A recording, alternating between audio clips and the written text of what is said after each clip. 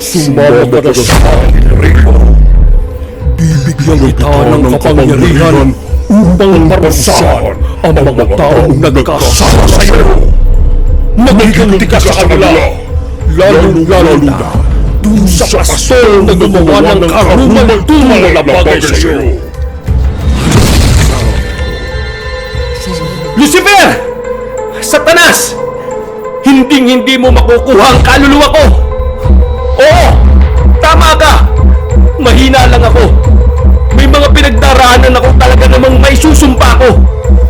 Ngunit kung nasa akin na ang Diyos na buhay, hinding-hindi niya ako iiwanan at pababayaan. At walang imposible sa Kanya. Ano man ang lakas sa plaki mo, kaya kang talunin ang kapangyarihan ng Diyos! Magandang gabi sa inyong lahat. Ako si Kabanong, ang inyong tagapagsalaysay ng mga kwento ng mga misteryo at kababalaghan, mga kwento ng mga multo at aswang, mga maligno at mga kakaibang pangyayari at mga nilalang. Dito lamang sa aklat ng lagim na pinamagatang Ang pagkikipagharap kay Lucifer, the fallen angel, ikalawang yugto. Mga totoong kwento ng lagim ni Kabano.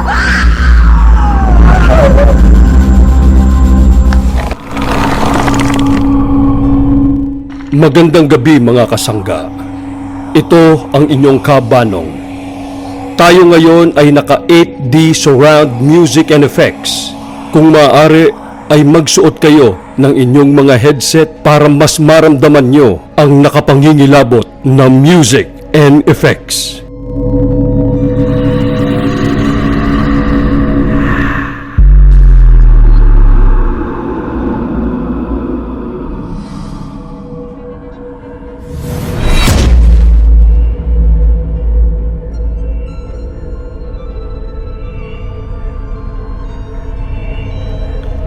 Sa ating unang yugto ay nakaharap na ni Rico si Satanas at pilit nang kinukuha nito ang kanyang kaluluwa. Dito sa ikalawang yugto natin malalaman ang mga susunod na nangyari sa kanya. Ngunit bago yan ay mag-random shoutout muna tayo sa mga bago nating subscribers: Edralyn Vergara, Evangeline Garcia, Sid Vicious, Jervy Capili, Jeneline Paulino, Dane Palatino, Ami Pestaño Agarado, Maricel Berioso, Buboy Wrights, Jane De Leon Tabalbag and her family in Canada, Dance Dencio, Bugs Bunny Channel at si Pakbet Horror Animation. Lagi akong nagra-random shoutout sa mga bago nating subscribers. Kaya kung nais niyong mapabilang dito at maging isa sa mga kasangga ni Kabanong, mag-subscribe ka na. Ngayon na at ngayon sa ating pagpapatuloy.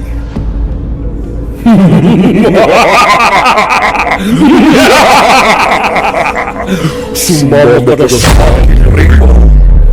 Bibigyan kita ng kapangyarihan upang parusahan ang mga taong nagkasama sa iyo. Maghiganti ka sa kanila, lalo na dun sa pastor na gumawa ng karumal-tumal na bagay sa iyo. Sumama ka na sa akin. Sumama ka na.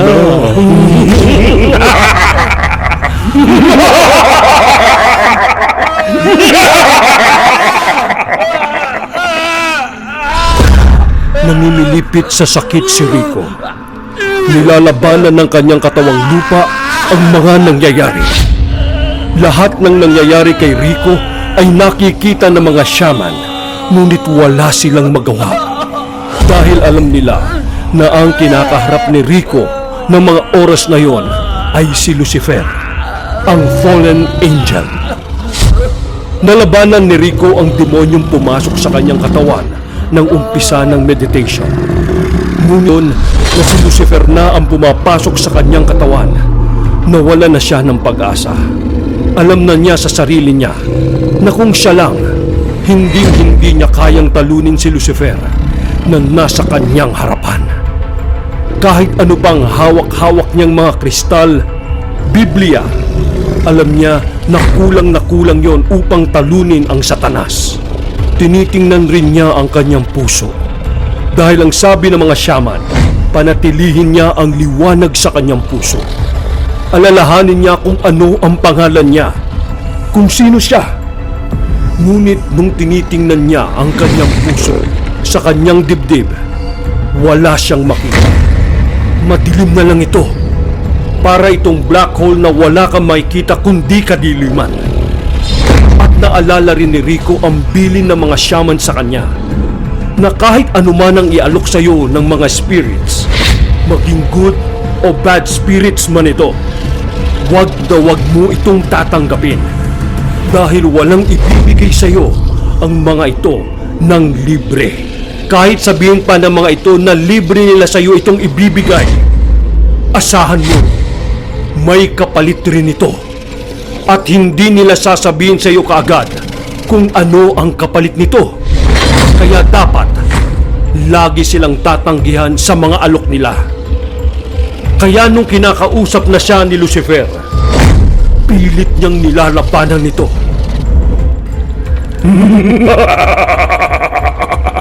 Pumayag ka na, Rico.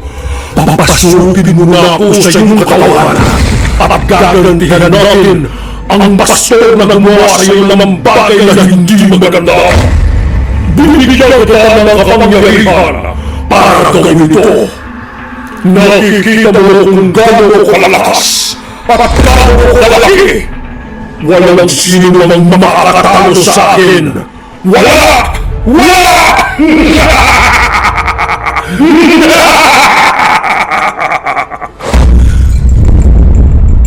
Pakiramdam ni Rico ay napakaliit niyang tao kumpara sa nilalang na nasa harapan niya.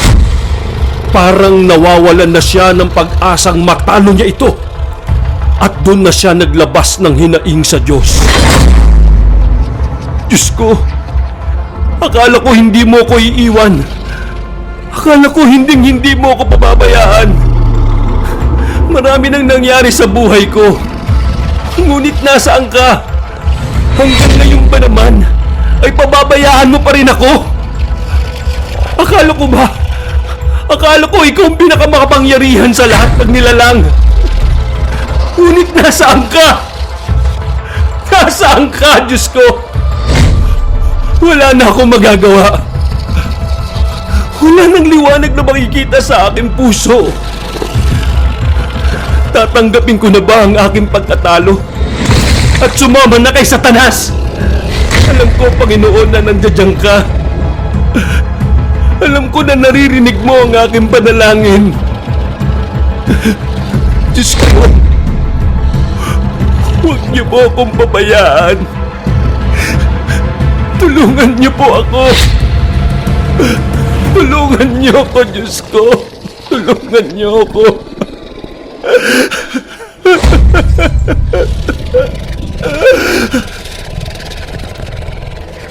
Maya-maya,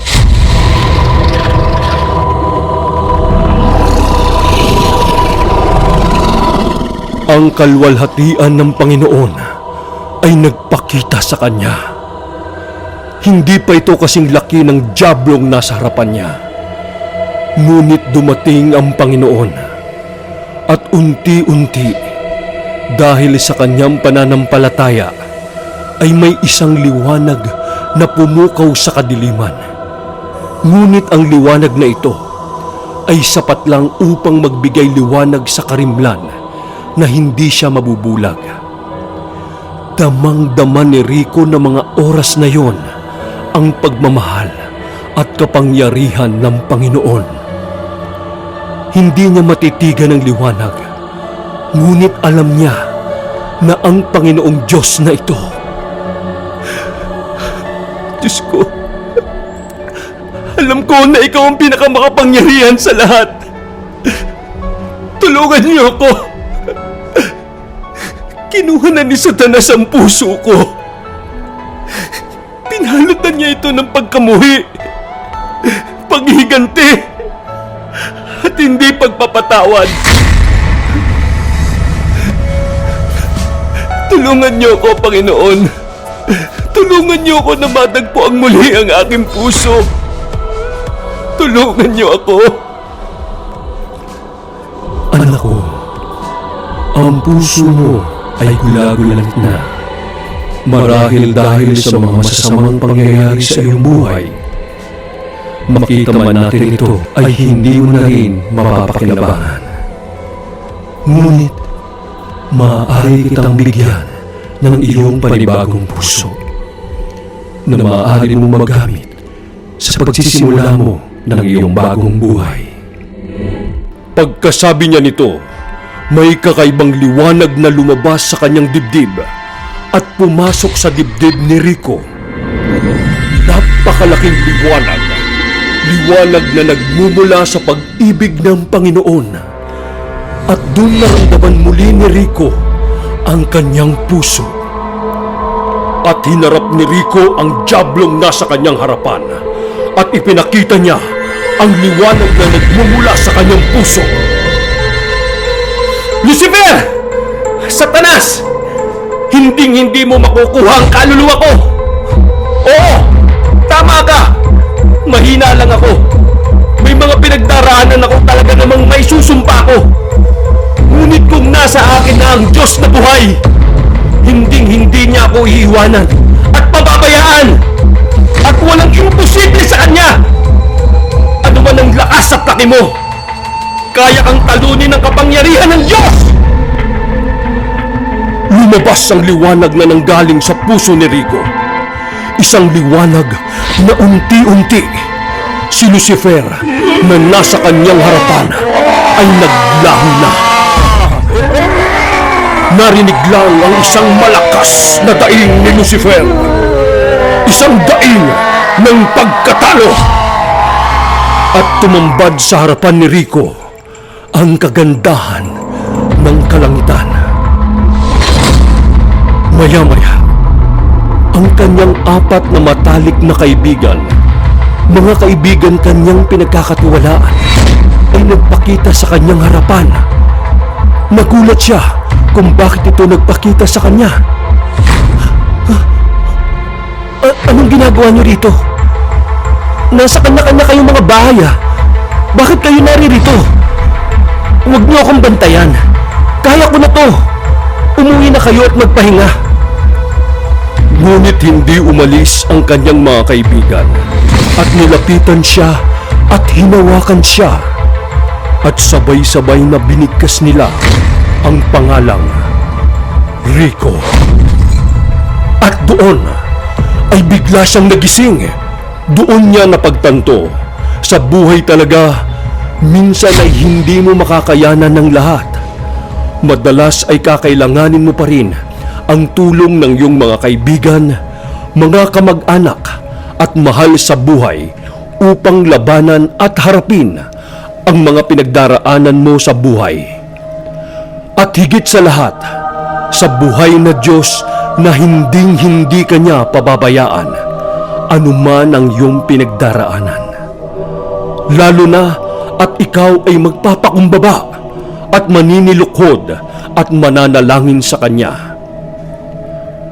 Nabuhay na ng normal at mapayapa sa kanyang buhay si Rico.